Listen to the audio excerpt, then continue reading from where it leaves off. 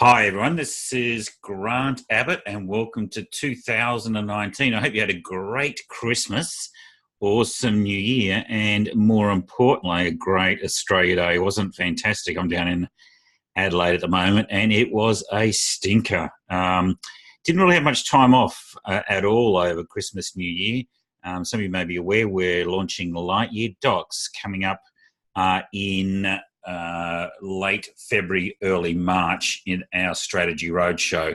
But more on that later. But I've been building amazing documentation and RPAs, which you'll learn about a little bit later on. Even things like funeral reserves. Can you believe that? But look, there's so much going on. I really want to get through it. I've got my 8 predictions, lots of strategies, lots of ideas to get through. And of course, 2019 is a year of change. So we need to be in front of it. So welcome to 2019 and what a year we have in store. In fact, as I sit here last night, I had a little bit of trepidation. I can feel all of this stuff starting to rumble and come towards us. And I can't say that it's great, but as long as we all stick together, have leadership, work through that and make sure that our clients are well aware of what's coming down the track, then we're fine.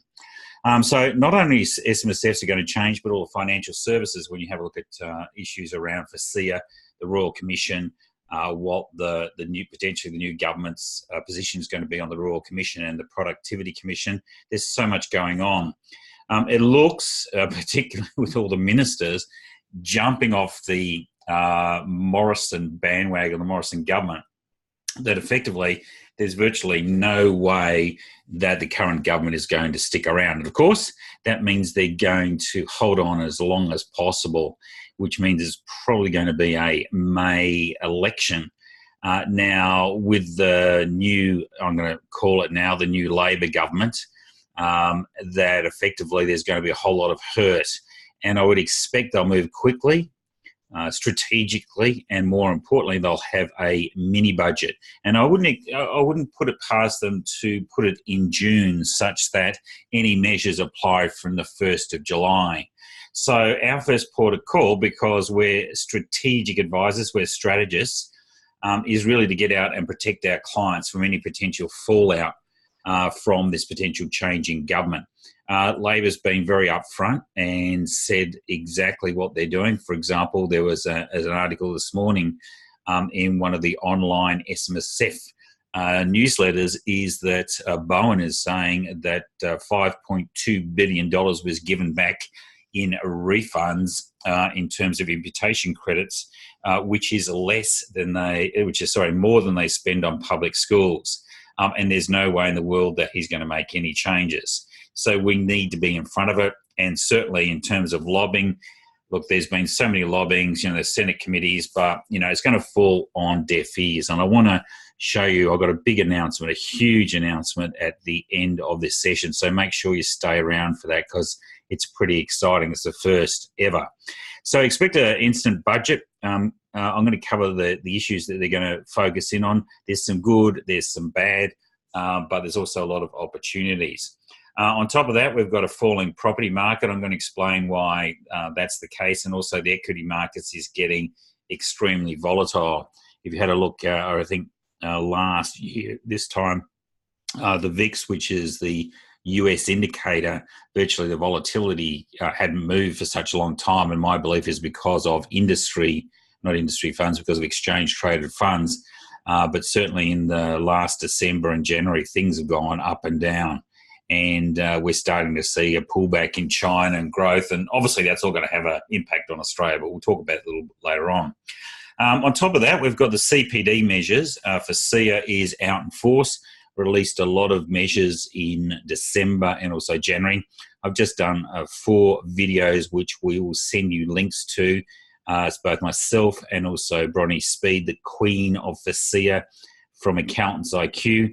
We've formed a joint venture and basically setting the scene to enable us to get advisors through the exam. I can't believe I've got to do an exam, but anyway, that's the way, that's the path of the course. We will have to do it. For me, let's embrace them and let the laggards be gone. Some will be too hard, but seriously, a 3.5-hour exam is not too difficult. One of the things I'd just like to point out here now is, I won't take you to the legislative instruments, but effectively, under the Corporations Act, the government has empowered FSIA to make laws. The legislative instruments that they put out are laws. They sit on both houses of the Senate and House of Representatives for 10 sitting days, and if there's no objection, they become law. And I can't imagine in this state of flux between the two governments that there is going to be an objection. So I know there's a lot of people saying, yeah, but there's lobbying this and lobbying that. Lobbying is falling on deaf ears because FSIA is now the king. And of course, we've got Bronnie Speed, who's the queen of FSIA, but more on that a little bit later on. So the first one, new government, core policy thing. This is my idea, and I can see from all the measures I'm going to talk to you about is that really there seems to be an overarching goal to make industry super funds the financial backbone of the union, which we all know, the place to go for all Australian savings. If we have a look at it, first off is that they're going to limiting negative gearing except for new housing stock, which creates a wee bit of a problem because those people who are in investment properties at the moment will tend to hold on to them because they've got the negative gearing until, of course, they effectively want to, or they're in a tax positive situation. Otherwise, from that, it means if they're going to hold on to them, the new stock, or there won't be a huge amount of turnover because you're not going to go from one negative gearing property into another property where you can't negatively gear. It just doesn't make sense. So you can start to see those reductions happening in the property market, particularly the investment property market. There was a great session I saw last week on, I think it was Fox, Sky News. They showed that effectively in typical what I'd call investment property markets like Hawthorn, St Kilda, Glebe, those sort of ones, particularly around the student areas, there's been a significant decline, in fact 25% reduction in property prices over the last 12 months. So it appears this negative gearing is also being impacted. The other one, and I just want to point out, is quite interesting, CGT discount, which is currently 50%, and that's on all CGT assets, will now be reduced to 25%. And that's instructive. And again, going back to the industry super fund area we have a look at, industry, or I should say SMSFs as well, but industry super funds will get a 33.3% CGT discount. So that's in front of trusts and obviously individuals who get the 25% rather than 50%. So we'll have to wait and have a look at that, but whether that's on new investments or whether it actually applies across the board. I believe it's on new investments, but we'll have a look at that. I did a session with one of our family SMSF advisors, Johnson Grock, just recently down in Adelaide. Here we spent the whole morning on a lot of these issues and a lot of strategies to look at. But certainly it appears as though the distributions from family trusts are going to be subject to a 30% taxation rate. That's been popping their head up, which I'm not sure how that's going to work for small business. I'm presuming there that small businesses perhaps will be exempt. But again, these are the sort of issues that we're going to hold our breath on when it comes around to the first incoming budget, as they call it, an emergency budget. But you can see how all these measures, they're all starting to focus in. Let's say the family trust is limited to obviously investments, and we can use, for example, small business exemption, where provided the trust has more than 80% active assets, then it would be exempt from this. But otherwise, it's going to get caught up. Then, in that instance, if it's 30% taxation, here's the first thing. Why would you use a family trust down that track and not use a company? Of course, there's the discount, but you're going to get it anyway when it comes through the pipeline anyway. So the other one that obviously, as I said before, refundable imputation credits are going to be binned. There might be some caps. I think we've got some certain caps there. But really for SMSFs, it's virtually all over bar the shouting. Or is it? And I'm going to talk about that a little bit later on. I know there's been a lot of franking credit petitions, but as I said, petitions and lobbying and getting in front of committees, particularly run by the outgoing government, are pretty pointless. Here, I don't really like this one because, look, I put it out there a little bit later on. One of the ones I haven't covered here is, look, as sure as night follows day, effectively they are going to put a ban on LRBAs. So one of the ones there is if you've got clients who got off the plan, well, you hopefully will get some grandfathering. Ones who are existing will get some grandfathering. But look, after the Productivity Commission, a lot of stuff, I believe they're going to get rid of LRBAs. And they can say, look, this report said this does that. And remember, go back to the core policy theme. All of these measures is to get people out of property and looking for a savings vehicle that has some tax effect, hence the industry superannuation funds. So the NCCs are going to be reduced further from 100 to 75. I mean, God forbid, it was only 2007 that the concessional cap was 100 for someone who was over age 50. Now NCCs are dropping by the by. Also getting rid of the 5-year averaging cap for concessional contributions, that's going out. And the upper level 15% contributions tax, which is levied on taxable incomes greater than 200. Remember, it's 250, it's dropping by 200. Problem is when you put these measures in, it starts to drop. I can tell you the 1.6 million transfer balance cap will be reduced quite significantly. In fact, don't be surprised if they don't come out with their original measure, which was in the last election, of having a $75,000 tax exemption, which is around about 1.5 rather than the cap that they've got at the moment. Look, I'm not sure, but the big thing that came out last week from Bowen is that they are going to look at all superannuation tax concessions to start reducing it. And of course, simply because SMSFs have the largest balance, we are going to be impacted greatly. Look on your screen. First thing first, some strategies. The changes will probably apply from the date the government gets in or shortly thereafter. So that means your NCC, if you're going from 100 to 75, if we can take it as a given that on the 1st of July potentially, or work towards that 2019, it's going to drop to 75K, well, your 3-year bring forward goes from 300 to 225. Remember when it was good old 450? So I would essentially look at potentially, depending on when it happens, but looking at doing a 3-year bring forward or doing 100 this year and then a 300 future one. So by doing it by way of a contributions, not a contributions reserve, but a contributions suspense account. I've just done one of those inside Lightyear. Rather than call it a reserve, just follow the Commissioner's ruling and we call it a suspense account. So that gets 400. Certainly, I'll be doing that myself. I've got a bit of a cap up and running, so I'm going to make sure that I can do that by 30 June. If you haven't got the cash, you can use property or you can use promissory notes. So as long as they're short-term promissory notes, you can actually make those contributions. You'll be able to get those on our platform as well, so look out for that. Refundable imputation credits to be binned. I saw someone said, well, it's great that we've now got the transfer balance cap and people have got a lot of accumulation because we can sop up the imputation credits there. But my strategy for that is, again, bring the next generation in. I'll talk about that a little bit later on.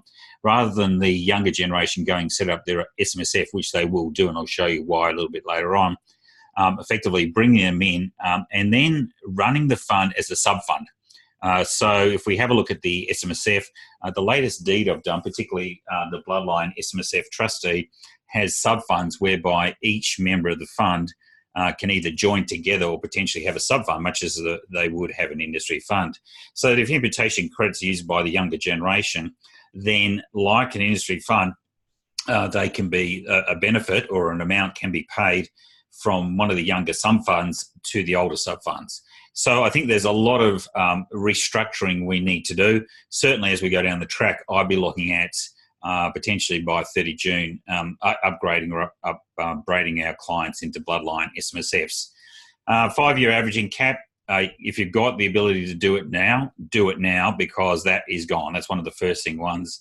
Refundable imputation credits, just going back, I'm sure there'll be a couple of strategies around that. One of my problems is that the 6-member rule this bloody government that we've got now are hopeless. I mean, Turnbull, sorry, mate, but you are hopeless. You talk about a six-member, and Morrison, you're the one who actually introduced it, and there's been no legislation. Now, Johnny come lately, even my mum could change that section 17A by changing one word, 4, to word 6, and get it through the Senate and also the Parliament. So I don't understand what you're trying to do, because obviously if we've got some broader perspectives, we can then use those imputation credits. But anyway, who knows what's going on. Let's move on to the next slide. So that's what we're up against. There's an attack. I can tell you there's an attack on self-managed super funds.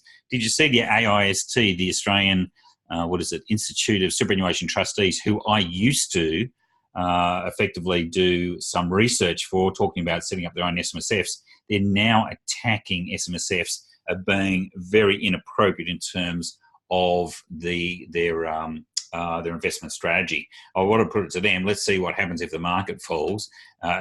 We basically did quite well. SMSF did quite well the last GFC. And let's face it, there's another one coming, so we've just got to put out for that. Okay, prediction number 2, there's a slowdown in the economy. We haven't had a recession for over 20 years. We were very lucky, thanks to the GFC, and more importantly, China putting huge amounts of liquidity into their economy and basically building a lot of infrastructure. So fast rail projects, lots of tunnels. If you have a look at Hong Kong, you've now got the mainland in Hong Kong and also Macau, all joined by these huge bridges. They're brilliant when it comes around to that infrastructure, but we've also seen, and most of it put our hands up, you've seen some of the cities, the basically ghost cities that have been built. They give the money to effectively the local state enterprises, who then go and build these great big monoliths to show that the economy is growing at a quite fast pace. I mean, the desire there is obviously to be world number one, and they had a huge crack at it. And let's face it, if it wasn't for probably Donald Trump, they'd be well and truly in front and still running huge surpluses with the US and the rest of the world over the next few years. Now, the problem about that is that this infrastructure has been great. I remember a few years ago when people, even basic tradies, were getting $150,000, $200,000, $250,000 in the mines in Western Australia. Well, all of that's gone. China's now diversifying, but certainly not building as much as it was before. And you can start to see, although I'm not sure about the figures that they produce, but obviously it's come off the boil. And is that just simply the market is being wound back? They're not putting so much liquidity, although they did do a huge liquidity push last week. Whether that has an impact again, where they'll swap government printed bonds for municipal or state enterprise municipal bonds. So that effectively gives someone who invests in there, obviously, a guaranteed liquidity. But the US-China trade war is starting to have an impact, and that's having an impact in the Australian market as well. Will that take us into a recession? Not sure, but certainly the way the property market is going, if people are factoring the negative gearing. And I remember only a few years ago looking in Macquarie Street in an apartment. It was a $3 million apartment to potentially live in. I was renting an apartment there. And then effectively, I had a look around and was outbid by a 19-year-old student, Chinese student. And effectively, that 19-year-old was simply, I suppose, hiding money from the Chinese economy. If you went back about 2 or 3 years ago, there was at least $1 trillion going out every year from the Chinese market. And of course, China saw that and started to put a clamp on it. And all those, remember those big ridiculous property prices or development sites in effectively Sydney and also Melbourne that were going for absolutely huge amounts of money? That's now stopped. And so that top end of the market has started to pull back quite significantly. It's not only just Australia hurting. Have a look at New York, London, and more importantly, Vancouver. Once that China money washed out with the tide, effectively there's quite a bit. And Lynette Hazeman, thank you very much, about our farming industry. Look, I think from that perspective, the last thing I'd want is for all our farms to be rapidly owned by the Chinese. First off, they don't have a really good understanding of agriculture. Look what happens over in their own neck of the woods. And the other one, this is if our mining and our resources are slowing down, I believe in the next 15, 20 years, our agriculture will make a huge difference. We're still a great food bowl a great food bowl for the rest of the world. And so really it's important to keep that in Australia's hands. And hopefully the FIRB with the Labor government will also have an impact there. More importantly, I would put it to you, Leanne, I would put to everyone, it should be government policy that SMSFs are provided with concessions to invest in agricultural property or keep it in Australian hands. There needs to be some great investments around that. So really good question. This whole China thing, I just think we have to be extremely careful about that. And of course, RBA just goes out to the banks a couple of years ago and tells them all interest-only lending, you got to cut down on that. And then a couple of weeks ago, they went back and they said, well, it's okay now. So that worries me that they can see the slowdown. And I'll come back and have a look at it. One of the other ones is Renewables going to get a boost. I think having been on the first day of the tennis in Melbourne where I was sitting courtside, it was 43.8 degrees. And that was just the measured temp. Being courtside was huge, and watching Rafa Nadal play an Australian, I forget the Australian guy, but he did a really good job. We're blessed with a vast amount of sunlight. And if we can capture that sunlight and turn it into energy, and particularly when we have a look at that and the improvements to battery technology, it's certainly going to be a great opportunity for Australia to at least produce our own energy and make it a lot more efficient, and potentially down the future, ship that energy overseas through batteries if that's possible. I don't know if you've had a look. I've certainly kept up to date. You may or may not be aware of. I've been involved in a solar company over the last year, and we're developing some products specifically for SMSFs. But the cost of solar panels are really following Moore's law on the computer chip. Their capacity and their size is increasing every 5 years. The latest technology is for big buildings. You can place film on the windows that actually capture the energy from the sun. So it's certainly wouldn't want to be in the US at the market where they get minus 60 degrees or minus 40 degrees centigrade, I think, in Chicago, which is unbelievable, that cold. We seem to be getting all the heat, they're getting the cold. The other side is also because of the one of the first things that Trump did in terms of trade was put an embargo on Chinese solar panels so that the US market could increase, which has now meant that there's a dumping of solar panels from China all around the world. So solar is certainly a great way to go. Battery technology has to help. The Labor Party has got some renewable policies, which is a $2,000 rebate for batteries for households under $180,000.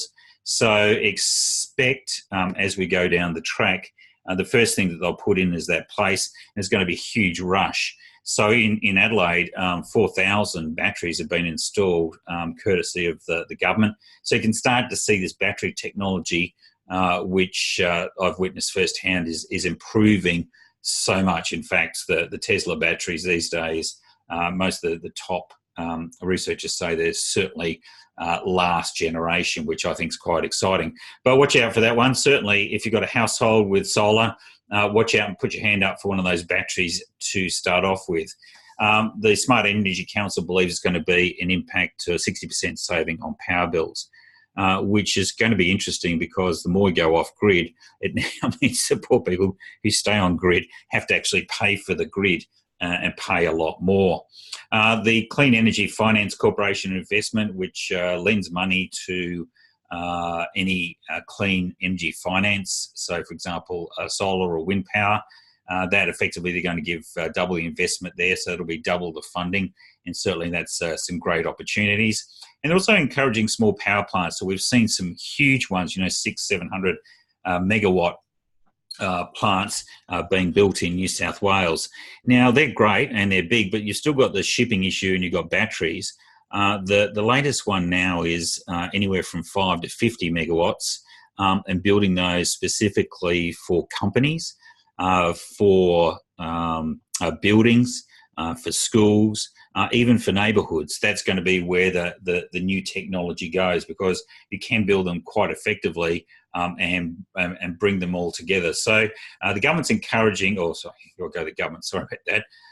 The future Labor government has got this as their policy. As I said before, watch out for a couple of issues we've got there with solar bonds coming out a little bit later on. They're paying a 7% interest rate over a period of time through a power plant, 100 megawatt, 150 megawatt, being shipped straight to West farmers.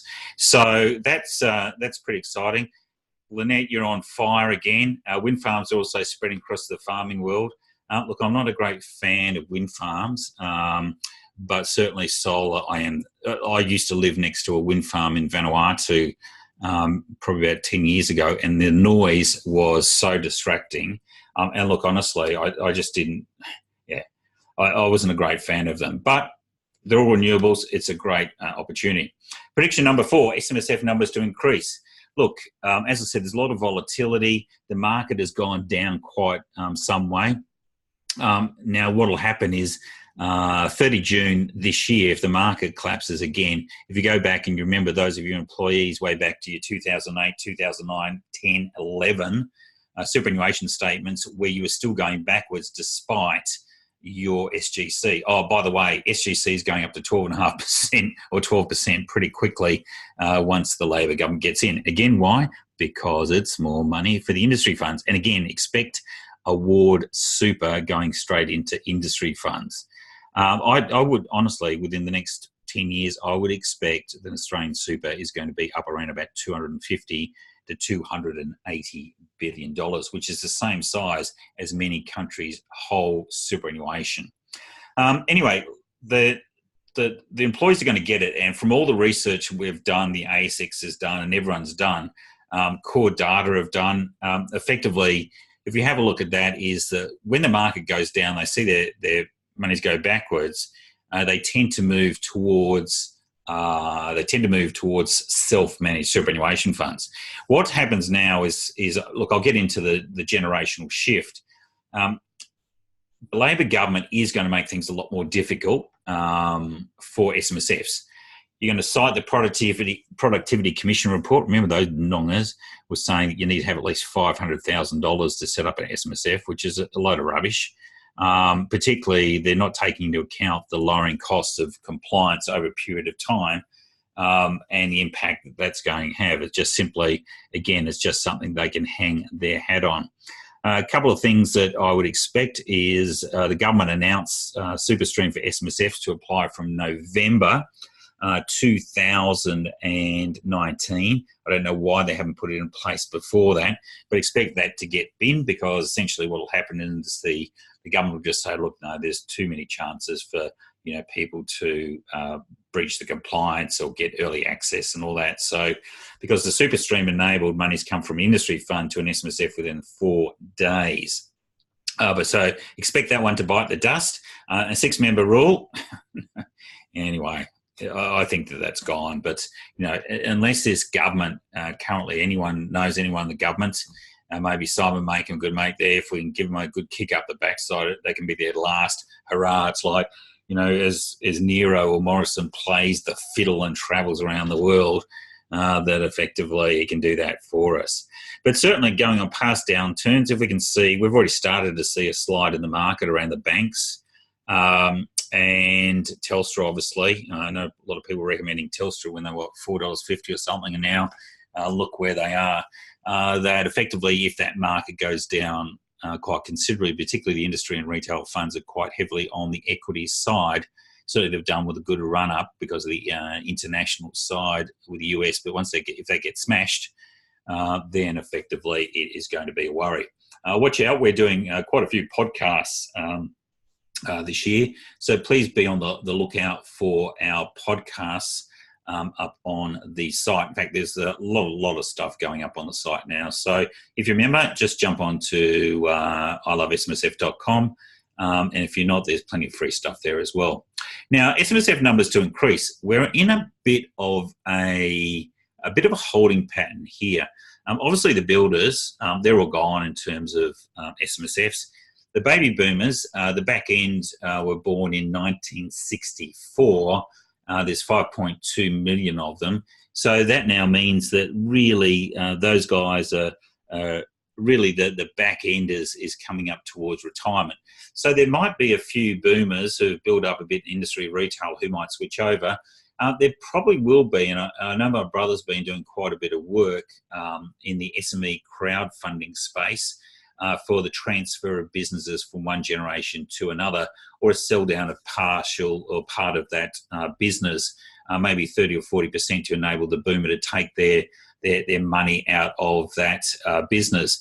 So if that's the case, then that could impact on SMSF. But boomers are really well, they're sort of, they're at that hurdle now that it's only those late few exceptions where the boomer's going to set up an SMSF.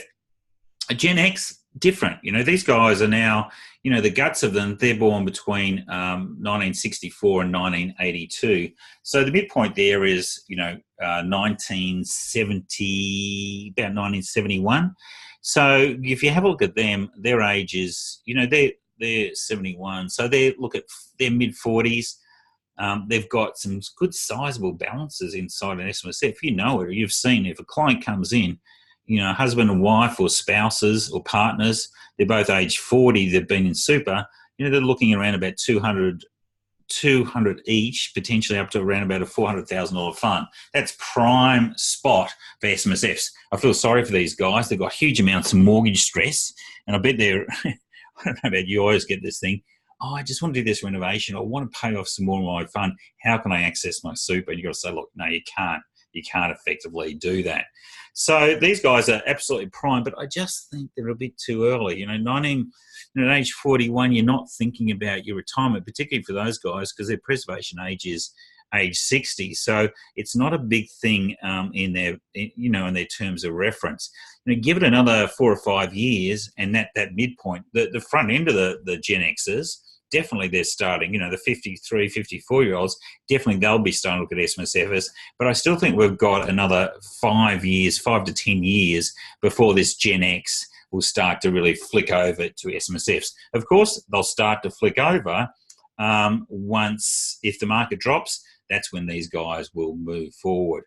Gen Y, well, those guys are starting to build up. You have a look, there's 4 or 5 million of them under the Labor government. There I go again.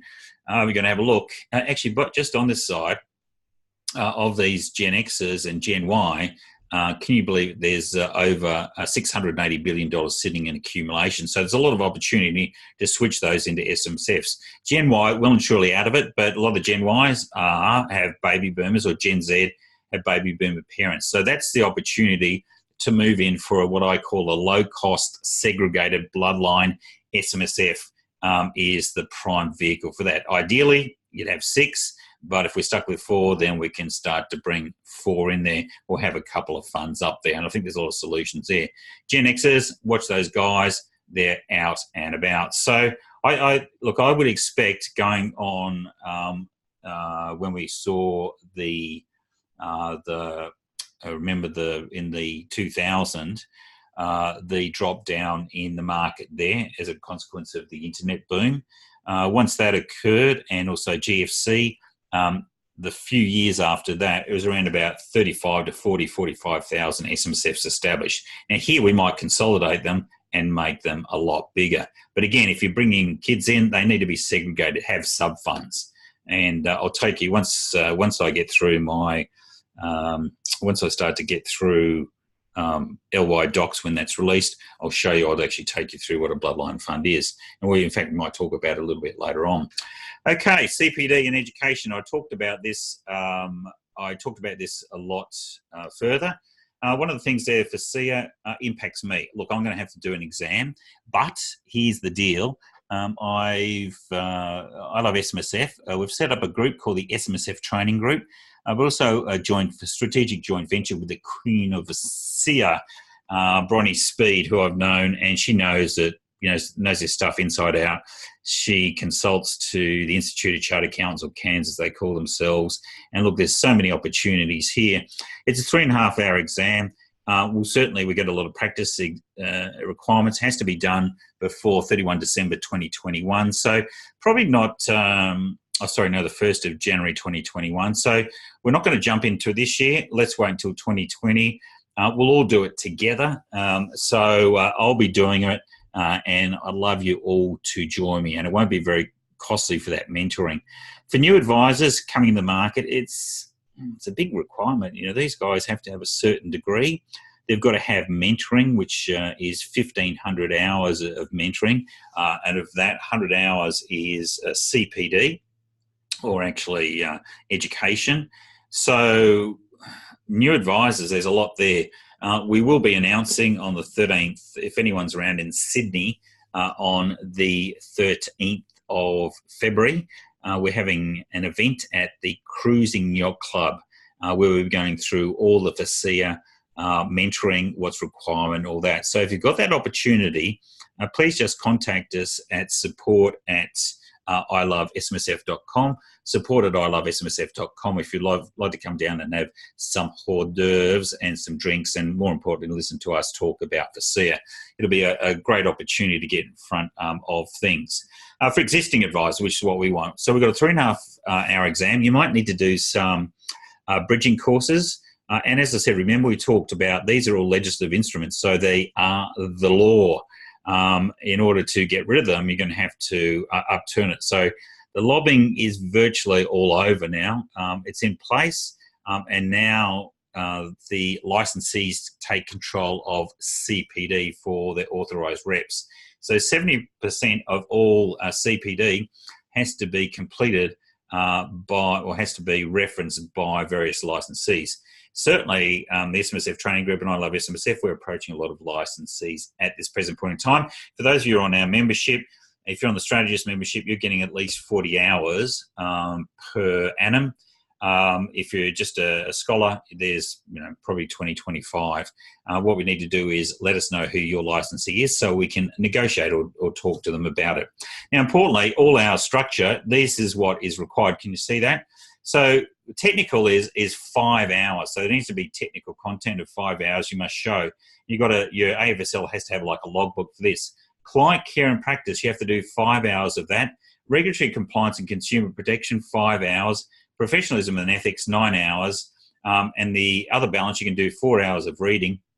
You can actually do that in your industry specialisation. So we're working with the relevant industry bodies at the moment. And remember, this is not CANS, it's not the SMSF Association. We're talking about FASEA in order to set up some specialisation components. Well, there are quite detailed competency standards already for providing advice in SMSFs under RG146. But the main thing now is, for example, with our, for those of you may or may not, so thank you, Andrew Cochran, if you're interested, please just contact support at I Love SMSF and we'll put you on the list. Again, gosh, CYC have a few drinks, that'd be great. If you haven't registered for our roadshow, many of you got free tickets, so please register because we've got to get the numbers and I can't give so many free tickets away.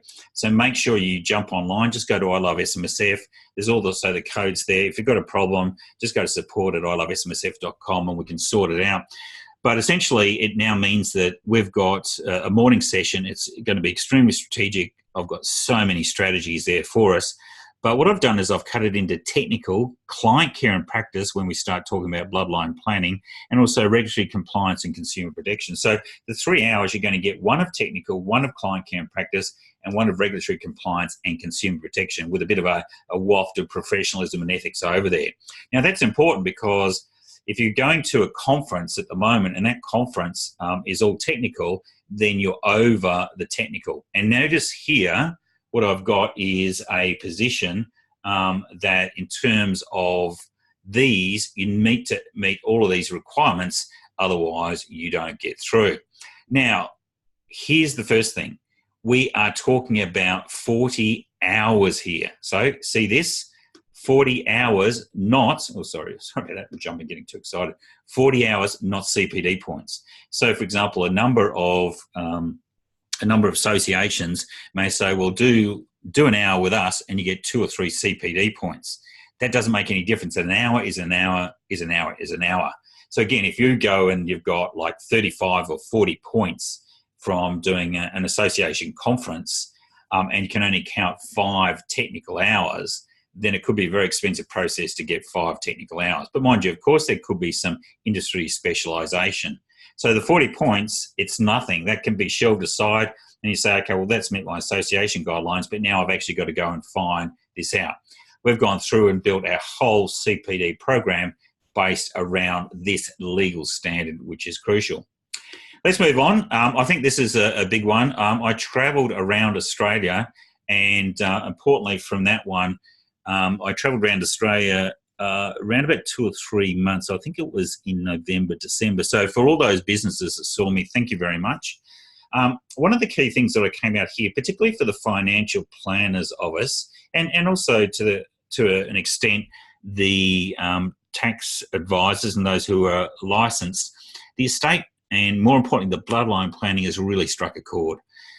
Really, when we have a look at it, my motto, and my grandma told me this, is that, look, if you want to make money, have a solid career, both in recessionary and also good times, be in a business where there's a huge pipeline. Now, mind you, she had a hairdressing salon and up in York Peninsula, had 4 salons, amazing woman. But look, she looked after regional areas and there was always people who needed hair done. So she did really well. We've been extremely lucky. Look at you, all of you who've done SMSFs. We've ridden we've ridden this train so well. Now there's a lot of tides coming in against us, but more importantly, it has been a business that when I started went from $11 billion. On the 1st of July 1994, small super funds rolled over. There was 70,000 small super funds with $11 billion. To now we've got 600,000 funds with $720 billion. But if we have a look at the demographics, and this is what I'm really important on, of those, $300 billion are sitting in clients who are over age 60. So they're going to transfer over the next 20 years. We need to get in place a whole set of new technology, new structures. The binding death benefit nominations just don't work anymore. So for us, the new thing that I'm calling, just to keep it easy, binding death benefit directions. You see, binding death benefit nominations are really an acronym for industry funds and also retail superannuation funds. And they limit, a binding nomination limits a percentage that can only be paid out to various, obviously, dependents or legal estate. Whereas binding death benefit directions, we can actually transfer out specific assets. For example, I'll do on the day transferring business property or regional property out of a family or bloodline fund down to the next generation. I'll show you how to do it. In fact, I will pass it out of the super fund into the family trust. So passing it out of the super fund into the family trust, bypassing the testamentary trust altogether. So that can be done through binding death benefit directions, reversionary pensions, and of course testamentary trusts. So all of those are now in our bailiwick. We'll be launching on that day an estate planning service. We'll talk about estate planning service. Now, bloodline planning is a lot broader because bloodline planning is a thematic. In bloodline planning, we don't look at just over SMSFs. We have to look at a whole range of things. We need to have in our kit bag there a bloodline SMSF, a bloodline family trust, bloodline reversionary pensions, and also bloodline testamentary trusts. We'll be bringing our ILS bloodline solution on our strategy day. Again, make sure you turn up for that because from that date, you'll be able to kick bloodline upgrades in. And for most of you, the cost of doing an upgrade from a typical, what I call a standard SMSF to a bloodline SMSF will only cost you $99, as will an upgrade to a family trust. Bloodline reversionary pensions will only cost $99, but all be done through our new RPA system, which means it can be done really quickly, easily, efficiently. Anyway, you'll see, I can't explain it, I'll have to show you on that day. But bloodline planning is something that really, I know the people who have been following me and using it, they have been asking their clients, do you want the money to go outside the bloodline or inside the bloodline? And that now gives us that capacity to build these bloodline SMSFs and bloodline family trusts and build in leading members. You'll hear me talk about that a lot. Our leading members are effectively, it's like, think of it, the Queen. the Queen has a Bloodline trust, obviously. So that's where I've modelled it on. She's the leading member. When she passes on, it doesn't go to Phil. It goes down to Charles. If Charles isn't there, it doesn't go to Prince Andrew or Prince Edward. Remember Prince Edward, you don't hear anything about him anymore. It'll go down to Will. So that is a passing of a leading membership. The leading member controls both the members and also the trustee. So it's like the appointeur. In our Bloodline Family Trust, rather than appointeurs, we call them leading appointeurs. Again, or actually Bloodline appointeurs. So you'll see how all of this works. The main thing, though, is one of the elements for us is it's easy to talk about it, but you've heard me talk about these things for such a long time. It's, well, have I got the strategies, the systems to be able to do that? And we'll be rolling that out a little bit later on. Bloodline, if you come along to the strategy day, as I said, it's free for you. You're going to get a copy of or access to our Bloodline planning course as well, which is the SMSF trading group. RPA automation, I built this years ago with Now Infinity, but Now Infinity sort of jumped out of this to go down to corporate, and of course I've left Now Infinity and now got my own business, my restrictive covenants off, so I'm going full on RPA. In fact, I'm so in front of the pack, I can tell you, if you go and have a look there was an article by the New York Times talking about the big thing at Davos. Remember Davos, which is all the really big rich, all the big wigs go in. They're talking about RPA, which is robotic processing automation. So it's automation of processing tasks to cut expenses from the business. So they're doing this in Manila. They're doing it in India to cut down the workforce, cut down compliance, a whole lot of issues. And that's certainly coming to a store near you. One of the things there, though, is you'll see on the day that, for example, I've built in an RPA, which is effectively RPA is a process that maps the way that I build something. And you'll see with our Lightyear doc system that we've got a whole lot of RPA solutions there for you, including on death of a member, transferring business property into a self-managed super fund. But here, if we have a look at this, I don't know anyone's done a related party lending under the ATO PCG 2016/5. I've gone down the track, and this is what you need. Very minimal. You need to have each one of these in place, except when I talk about the option. A product disclosure statement. You need to have the commissioner's guidelines so the client can see it. Sorry about the PCGH, probably think of growth hormone or something there. Trustee minutes, upgrading the deed. So the best thing is upgrading the deed to a Bloodline SMSF and authorising the single acquirable asset and a holding trust. SMSF deed upgrade plus the minutes.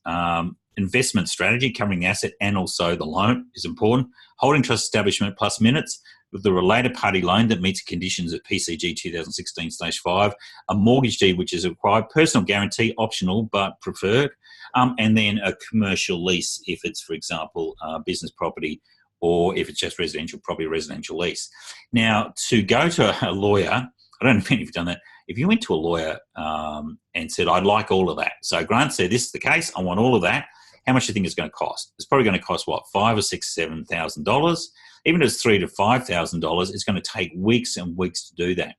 I promise you, absolutely guarantee you, that through the use of RPA, go and do the research. All the Pricewaterhouse, KPMG, Deloitte's, they're all making fortunes, absolute fortunes out of doing RPA. Again, have a look at that. Just go in after this if you love it, like to look at what's coming down the track. Go in, type in RPA or Davos and the New York Times and have a look. They're all talking about this.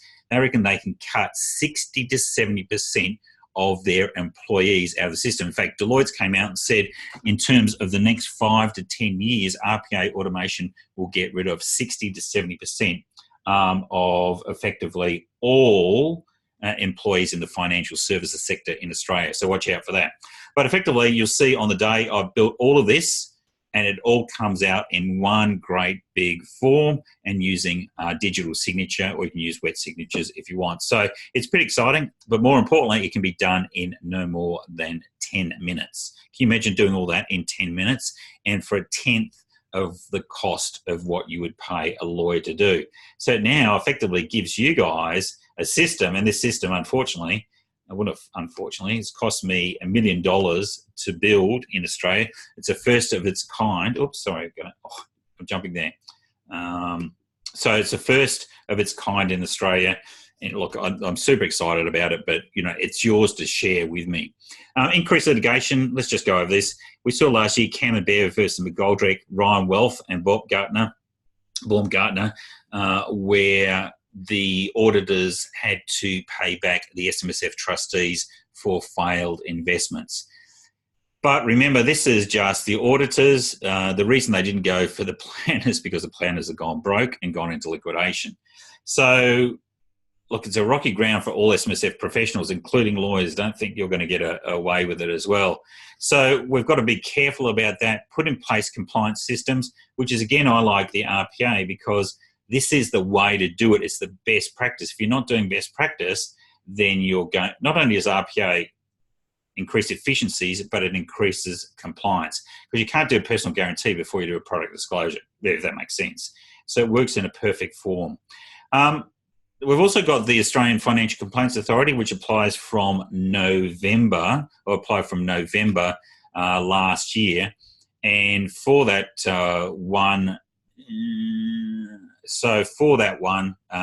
effectively, we've got $500,000 compensation for poor advice, unlimited for non-SMSF superannuation, so we can take the industry funds to task, which would be great. Super Complaints Tribunal has been folded into AFCA. And also there's a no contest context, so it means that anyone can simply lodge an application for compensation. Planners, be extremely wary for this if there is a down tick in the marketplace. And more importantly, you cannot exclude your liability for this. It overrides that. Before we go, some big news. I've got my last 5 or 6 minutes. Da-da-da. I don't know why I'm doing this, but I can see that the two main parties are getting increasingly marginalised, which means that in terms of the Senate, there's an opportunity. We're going to end up with a ragtag bunch of Senate members. And so we're just in the process of setting up the SMSF Party. So that's to grow, preserve and protect SMSF and also superannuation in Australia. If you'd like to help us, in order to set up a political party, we need 500 members in order to register. And once we do that, we can't go above 550. We need to get to 500, but we need to get it done pretty quickly because obviously the letters of election will come out. It takes the Australian Electoral Commission probably around about 4 to 6 weeks in order to register as a party. Now, part of that, go on and have a look at the SMSFparty.com, have a look at the site. More importantly, have a look at our platform. And if you register or would like to get interested or you're interested in actually becoming a Senate candidate in your state, please let me know. I'm the leader of the party, but I won't be going to the Senate. So we need some good, strong Senate candidates. And more importantly, it's a good opportunity, I think, to get at least potentially one Senate seat, particularly if we mobilise all our members in Queensland, well, basically most states. So let's have a look at it, grow and protect, and make sure that, look, the lobbying's not going to work. This is the only way forward that I can see that we can have a meaningful shift, that people will actually listen to us. Register for the upcoming SMSF Strategy Roadshow. You can do that straight on the I Love SMSF site. There's plenty of stuff there. I'm not going to go through it. 3 CPD hours. We talked about it. Actually just come through to me. If you haven't registered, again, if you're a strategist member or you are a financial or family SMSF advisor, you get a whole lot of free tickets. So please make sure that you register. She's actually made a note that if you do register as a member of the SMSF Party, there's no financial requirement. We just need to have your registration, that's all. In terms of the code, the early bird pricing now is $75, which for 3 CPD points, seriously, and I'll tell you the quality of the information you're going to get, plus the bonuses, it's ridiculous. But if you use the code webinar, all in caps, webinar, WEBINAR, all in code, you get 25% off early bird pricing. That's ridiculous. What's that? What, $55 or $60? That's crazy. Make sure you get yourself and all your staff along. So far, we've got a couple of 100 people already there. So let's start this year off with a huge, big bang. The final one is, look, this is just something, if you're interested, it's taken, as I said, cost $1 million. We've still got about another $300,000 to $400,000, $500,000 of build and marketing to get Lightyear Docs up and running. Lightyear Docs includes obviously the SMSF training group and also I Love SMSF. So we're doing a $500,000 capital raising. For that will take us to the next level in RPA. We'll be the most advanced RPA in Australia. So it's pretty exciting. If you're interested in that, please contact either Ash at I Love SMSF or our CFO Michael at ilovesmsf.com. I'm only giving it to family, friends, and also people who are working with us, so that you get a bit of an opportunity. Just a couple of things. It's an ESIC, which means that whatever investment you have, you get 20% tax offset and no CGT if you sell, or look, our exit strategy is 5 to 6 years. There won't be any CGT on your exit strategy. So it's great for SMSFs. It has docs, RPA, ILS, CPD, and I've basically done it on a pretty, well, I think very generous compared to the exit prices that I did for both the Strategist Group and also now Infinity. I'm running it at just 2 times EBITDA for 2019, 2020. So we're already up and running. So, you know, if you're interested, please come through, and once it's gone, it's gone. But I'd like you guys, if you want to share in it through SMSF or whatever, I'd like to give you an opportunity to build some wealth all together. So all very exciting. It's 12:57. There is a recording of this. The recording will come out in the next, or probably this afternoon. I've just got to work on the recording, but we'll certainly get it out to you with a few extra issues as well. Again, thank you all for attending. Don't forget to show your support to the industry at smsf.party.com. It's pretty important. And also you get your 25% launch off the Lightyear Docs and Grant Strategy Day.